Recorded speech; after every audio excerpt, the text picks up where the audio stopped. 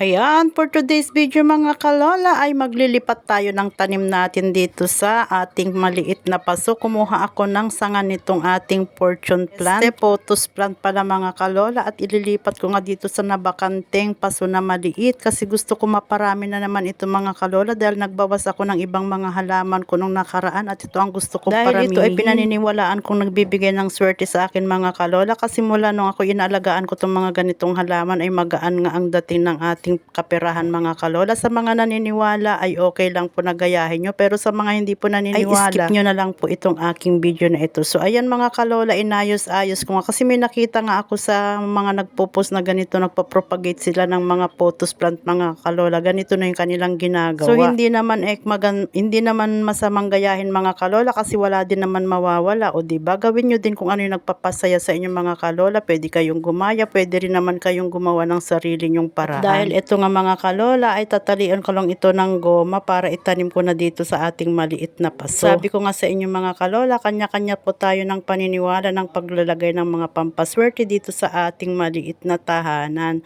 So ayan lang mga kalola, ganito po yung aking ginawa at sabi ko nga sa inyo, pwedeng-pwede nyo rin po itong gayahin mga kalola. Kung sa mga ayaw din naman ay pwedeng-pwede rin naman ninyong iwasan itong aking ayan, video. Kalola, at naitali na nga natin mga kalola ay kukunin ko na itong maliit na paso at itatanim. Basahin ko lang muna ng tubig itong ating paso mga kalola bago natin itanim para naman basa na ang lupa niya bago natin siya ilagay doon. Di po siya malanta. So ayan mga kalola, o diba napakaganda. Ganyan-ganyan din talagang ginagawa ko mga kalola pag nakakapanood po ako sa mga ibang nagbibideo ng mga at nagustuhan ko. Ginagaya ko, pero kung hindi naman po, yan pinapanood ko lang.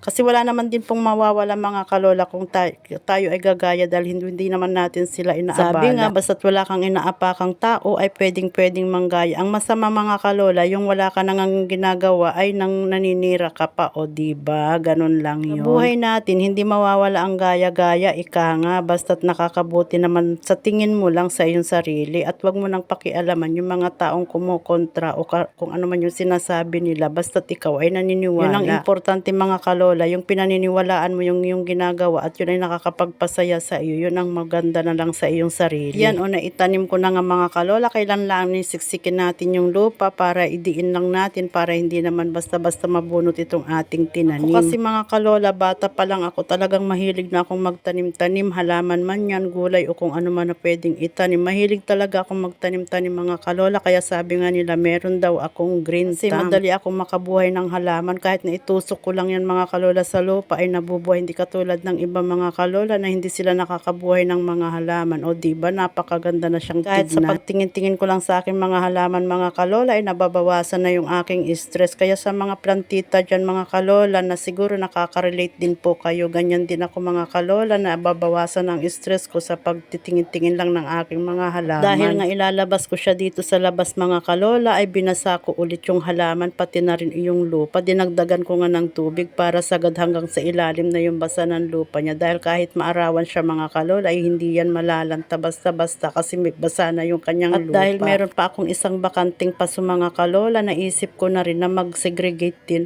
o magtanim din ulit ng na naman ang dila ng inyong mga kalola. Lagay din ulit ako ng oregano mga kalola para magparami rin tayo ulit ng oregano. Sa swerteng halaman ngayon 2025 mga kalola ang oregano, at isa pa nagagamit din natin ito na gamot o kaya pampabango sa mga pagkain na ibang natin mga kalola. Ayan, ginagamit kong gamot yan sa ubo ng aking mga apo dahil sila ay nahihiyang dyan. At pati rin po ako mga kalola, minsan hinahalo ko lang yan sa aking kape o gatas. Piga-piga ko lang yung dahon niya at saka ko ilagay, o diba ang ganda ng mga kalola. So ganyan lang, napapangiti na ako ng mga simpleng bagay lang mga kalola kahit iyan na lang yung aking dahil tanim. Nga nagutom na ako mga kalola, at kakain muna tayo ng almusal nating puto. Meron akong 4 na piraso dito, kinain ko na at syempre napapatingala ako dahil naalala wala ko dito si Apo sa bahay kaya medyo tahimik ako at medyo nabuboring ako kaya kung ano-ano na naman ang naiisip ko mga kalola. So ayan, napunta ako sa pagtatanim at yan, ngayon naman nagutom, napunta na naman ako sa pagkain. Sabi ko nga sa inyo mga kalola, gawin nyo lang yung gustong gawin, mag-focus lang kayo sa mga gusto nyo at wag tayong sa mga negatibong tao sa paligid natin. Tapos na nga tayo dito sa kusina mga kalola, dito na rin ako sa aking pwesto at ako'y mag-umpisa ng manahi dahil syempre nagtatarget din tayo ng ating maidi-deliver na naman pang hulog na naman natin sa ating mga obligasyon next week mga kalola. Yan lang ang ikot ng buhay ng inyong kalola sa araw-araw. Maraming salamat po sa palaging panonood at sa mga nagsusuporta sa atin mga kalola. Namimili na din po ako ng mga bibigyan ng mga surprise gift.